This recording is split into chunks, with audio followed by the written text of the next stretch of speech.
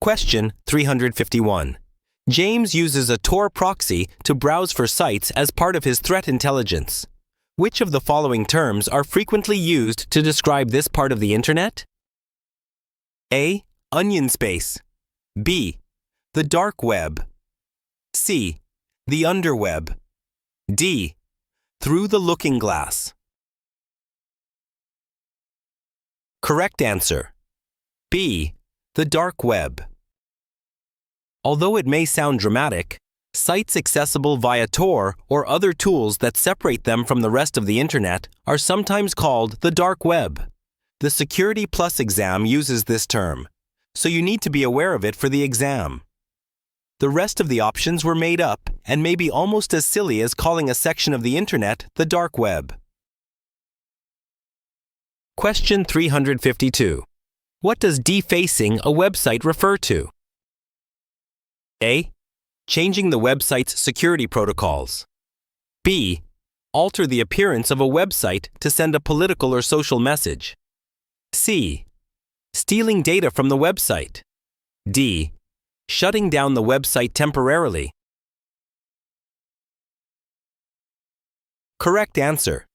B. Alter the appearance of a website to send a political or social message.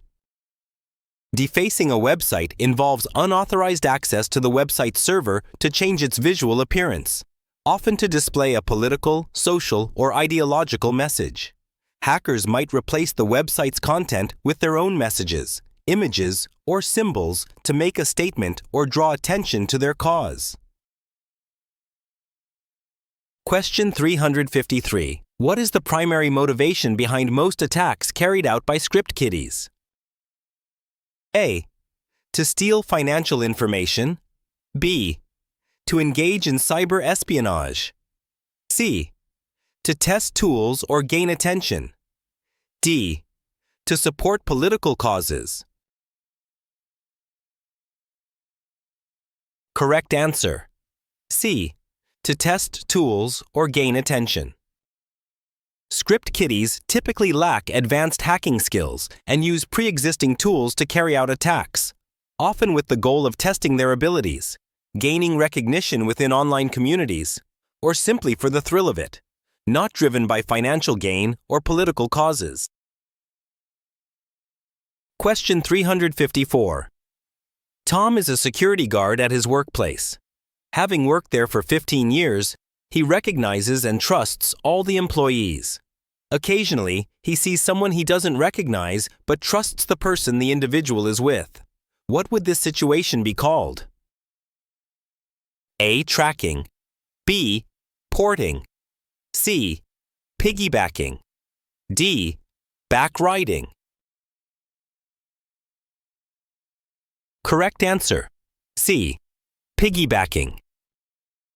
Piggybacking is a security breach where an authorized person allows an unauthorized individual to follow them into a restricted area without proper authentication. In the scenario described, Tom trusts the individual the unknown person is with and lets them enter the workplace without verifying their identity, which allows the unauthorized person to bypass security measures. Question 355. Which element is most commonly used as the core of a hardware root of trust in modern PCs? A.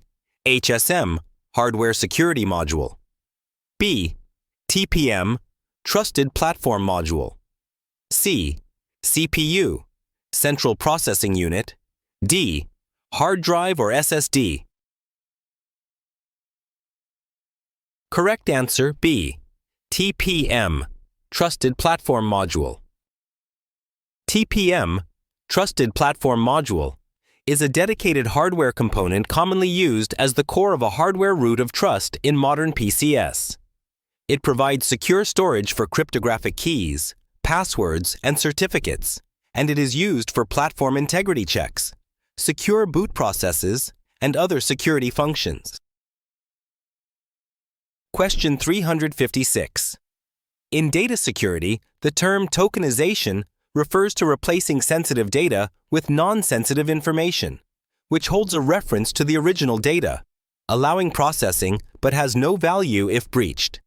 Is this statement true or false? A. True. B. False.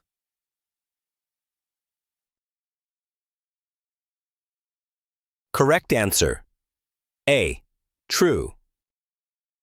Tokenization is a data security process that replaces sensitive data with a non-sensitive equivalent known as a token. The token has no meaningful value or usable information outside of the system that created it. If a breach occurs, the token is useless to an attacker because it does not reveal any actual sensitive data.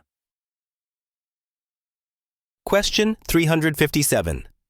Lena has implemented wireless authentication on her network by distributing a passphrase to all members of her organization. What authentication method has she adopted? A. Captive portal. B. Enterprise. C. Open. D. PSK. Pre-shared key. Correct answer D. PSK. Pre-shared key. PSK. Pre-shared key is a wireless authentication method that uses a shared passphrase to secure network access.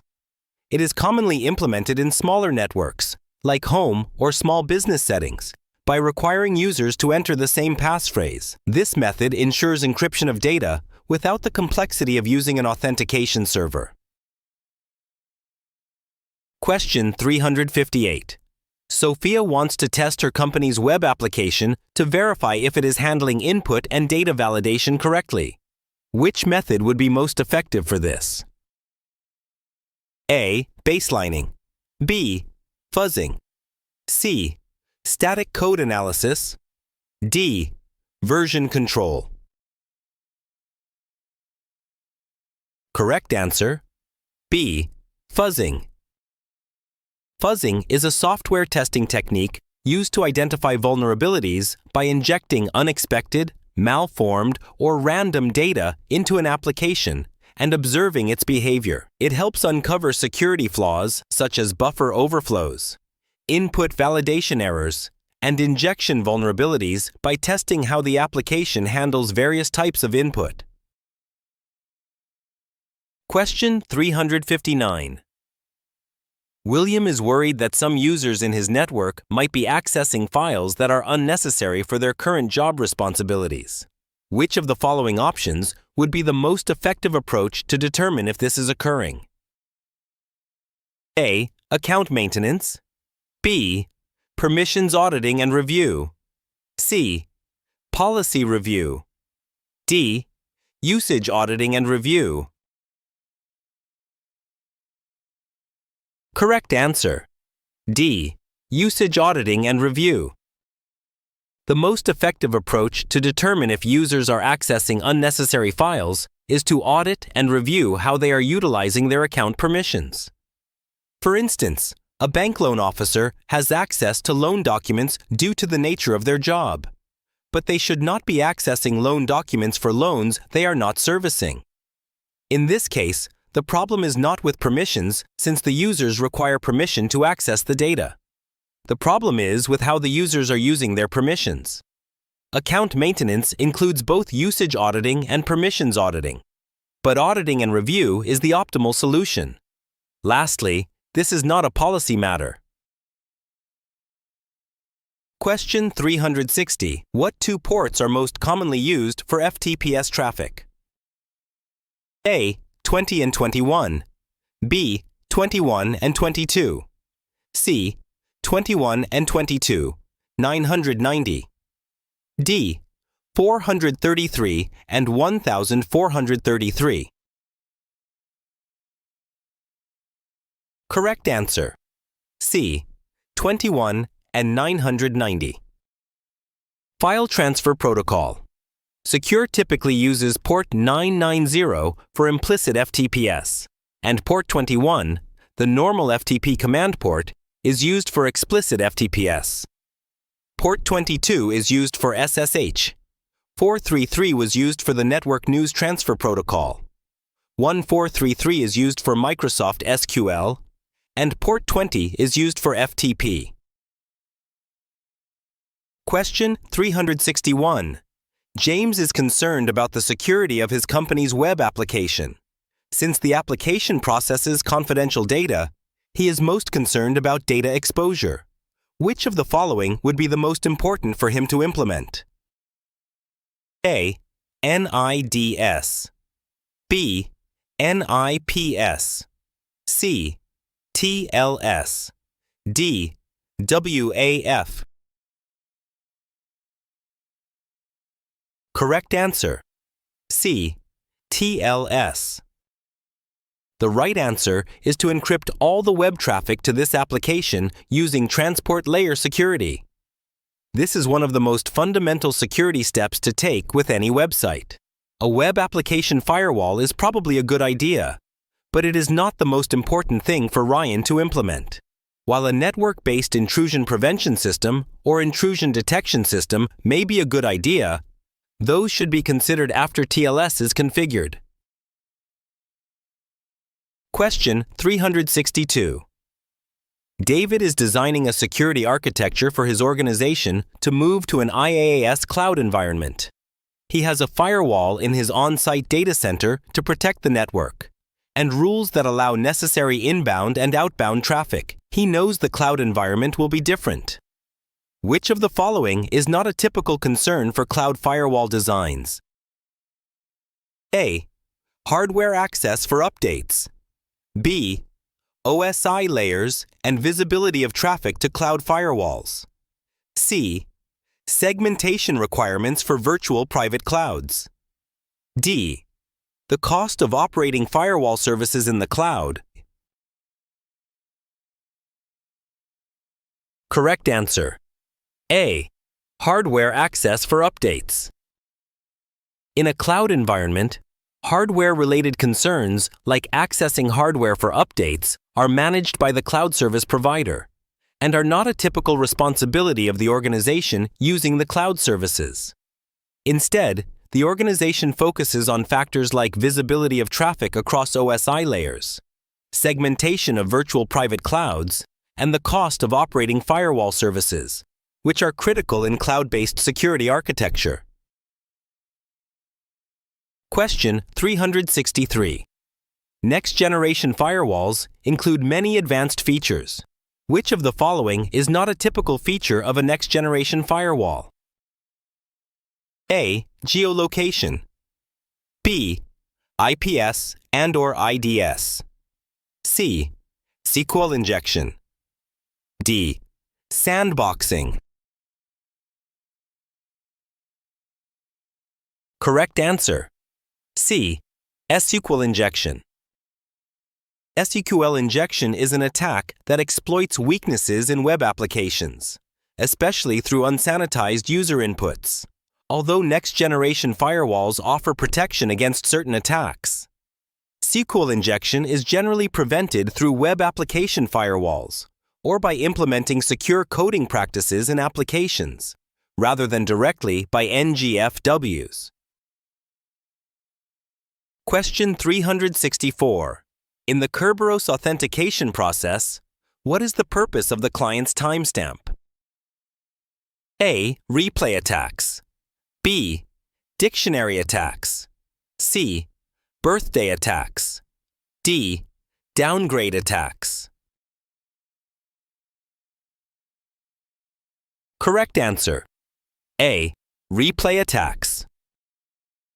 A replay attack is a type of network attack where an attacker intercepts and reuses a valid authentication request to gain unauthorized access. The client's timestamp in the Kerberos authentication process helps prevent replay attacks by ensuring that authentication requests are time-sensitive and cannot be reused, enhancing security against unauthorized access attempts. Question 365. Which password policy is most difficult to enforce in most network environments? A. Passwords must be longer than 8 characters and contain at least 1 numeric and 1 special character. B. Passwords will expire after a set period. C. Users will be locked out after a certain number of failed login attempts. D. Passwords are randomly generated by the administrator and given to users. Correct answer. D. Passwords are randomly generated by the administrator and given to users. Passwords are randomly generated by the administrator and given to users, making them difficult to enforce in most network environments. This policy increases the likelihood of users forgetting or writing down their passwords, leading to security risks and additional administrative burden. Question 366. Which tool provides automated responses to security incidents? A. NIDS. B. SOAR. C. HIDS. D. SIEM. Correct answer. B. SOAR. SOAR, Security Orchestration, Automation, and Response, is a security tool that provides automated responses to security incidents by integrating threat intelligence, automating workflows, and coordinating security operations. It helps security teams respond faster and more efficiently to threats by automating repetitive tasks and streamlining incident management. Question 367. Encryption is the process of converting readable data into unreadable data. Which of the following terms is not related to encryption? A. Plaintext. B. Cryptosystem. C. Ciphertext. D. Calligraphy. Correct answer. D. Calligraphy. Calligraphy is the art of creating beautiful handwriting and has no connection to encryption. In contrast, plaintext refers to the data in its readable form before encryption. A cryptosystem encompasses all the algorithms used for encryption and decryption, and ciphertext is the encrypted version of the data, which is not readable. Question 368. Who ensures that data protection rules are followed? A. Data owner. B. Data custodiancy. Data protection officer. D. Data creator. Correct answer. C. Data protection officer. The data protection officer is responsible for ensuring that an organization complies with data protection laws and regulations, such as GDPR or CCPA. They oversee data protection strategies, ensure that data protection rules are followed, and work to maintain the privacy and security of personal data. Question 369. Who originates the reason for collecting the data? A. Data owner. B. Data custodiancy. Data protection officer. D. Data creator. Correct answer. D. Data creator. The data owner is responsible for determining the purpose and reason for collecting data. They make decisions about what data is collected, why it's collected, and how it will be used, ensuring it aligns with business or regulatory requirements. Question 370. Which term refers to a text message containing system information displayed after connecting to a service on a server? A. Log. B. Trap. C. Signature. D. Banner. Correct answer. D. Banner. Banner is a text message displayed after connecting to a service on a server, often providing system information, warnings, or legal disclaimers. It is typically shown when users access a system like through SSH or a web service. These messages inform users of system details or terms of use before proceeding further. Question 371. Ben wants to prevent a compromise on his network from spreading to sections of the network with varying security levels. What approach should he adopt before the attack to assist with this? A. Fragmentation. B. Isolation. C. Segmentation. D. Tiering. Correct answer. C. Segmentation. Segmenting a network into sections based on security or risk levels assists in limiting attacks and breaches to the same category of systems or devices with comparable levels of security demands. Isolation entails removing a device or system from communication with the network or other systems. Fragmentation and tiering are not concepts covered in the Security Plus exam. Question 372. Rose wishes to insert entries into the Linux system log so that they can be transmitted to her security information and event management (SIEM) device when certain scripted events take place. Which Linux tool can she employ for this purpose? A. Cat. B. Logger. C. Slogged. D. Tail. Correct answer. B. Logger. Logger is a Linux tool that can add data to the Linux syslog. It can process file input, compose system journal entries, transmit to remote syslog servers, and execute several other operations. The remaining commands do not have a direct connection with the system log. Question 373. Alex is checking commands run on a Windows 10 system and finds out that the root command was run with the -p flag. What happened? A. A root was added that will persist between boots. B. A root was added that will use the path listed in the command. C. Roots were discovered using a ping command. D. The route's path will be displayed. Correct answer. A. A root was added that will persist between boots. The -p flag adds a persistent root when combined with the add command. Persistent roots will remain in the routing table between boots. By default, they are cleared at each boot. An attacker may choose to use this to help with an on-path man-in-the-middle attack. Question 374. Which of the following methods allows checking the revocation status of a digital certificate without contacting the certificate authority? A. Stapling. B. Pinning. C. Sideloading. D. Skimming. Correct answer. A. Stapling. Stapling refers to a method where the server provides a time-stamped, signed copy of the certificate revocation status (OCSP) response to the client during the TLS handshake, without the client needing to contact the certificate authority directly. This allows the client to verify the certificate's revocation status in a more efficient and privacy-preserving manner. Question 375. What is the purpose of a sniffer? A. Detecting environmental variables in MDFs. B. Gathering data from network traffic. C. Analyzing files as they are scanned into a computer. D. Encrypting data sent from a computer to a server. Correct answer. B.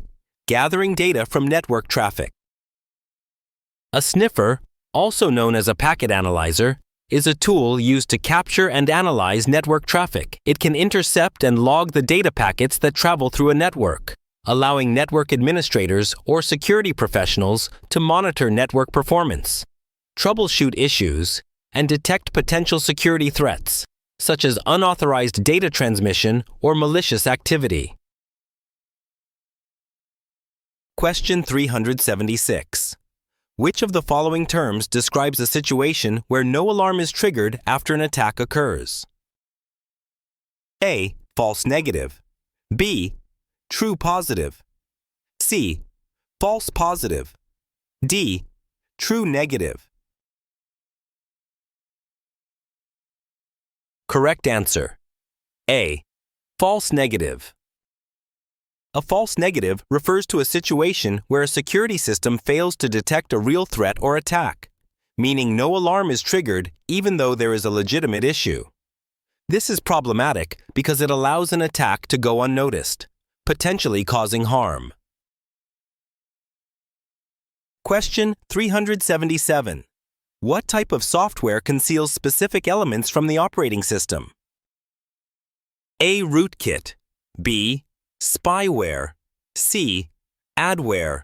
D. SCR. Correct answer. A. Rootkit. Rootkit is a type of malicious software designed to conceal certain elements of the system from the operating system and security software. It allows an attacker to maintain privileged access to the system while hiding its presence. Rootkits can hide files, processes, or system activities, making it difficult to detect and remove them. Question 378. What is the primary differentiator between SOAR and SIEM systems? A. CM includes automation for security operations.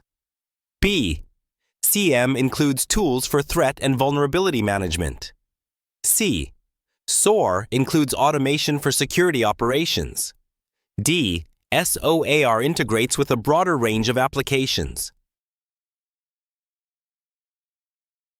Correct answer. C.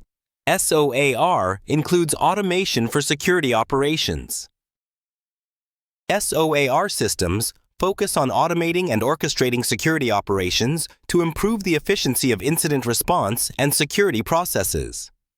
SIEM, Security Information and Event Management Systems, on the other hand, primarily focus on collecting, aggregating, and analyzing log data from various sources to detect security incidents and vulnerabilities. Question 379. Which types of attacks can be prevented by shredding all confidential materials before discarding them in the trash? A. Man in the middle. B. Shoulder surfing. C. Fishing. D. Dumpster diving. Correct answer. D. Dumpster diving. Dumpster diving refers to the act of searching through trash or discarded materials to find sensitive information, such as financial records, personal information, or company data. Shredding confidential materials before discarding them helps prevent attackers from recovering this information, making it much more difficult for them to exploit it. Question 380. Among the provided options, what is a zero-day exploit? A. Software that hasn't been released yet. B. Software used to exploit vulnerabilities in targeted software before the developer is aware of them. C. Vulnerabilities that no one has had a chance to exploit. D. Software provided the day after a vulnerability is discovered to prevent attacks. Correct answer. B. Software used to exploit vulnerabilities in targeted software before the developer is aware of them. A zero-day exploit refers to a security vulnerability in software that is unknown to the developer or vendor. The zero-day refers to the fact that the vulnerability is exploited by attackers before the developer has had a chance to release a patch or fix for it. Since the developer is unaware of the vulnerability, there are 0 days to address it, which makes it highly dangerous. Thank you for watching. If you found this helpful for you, don't forget to like, drop a comment, and subscribe for more practice questions and tips.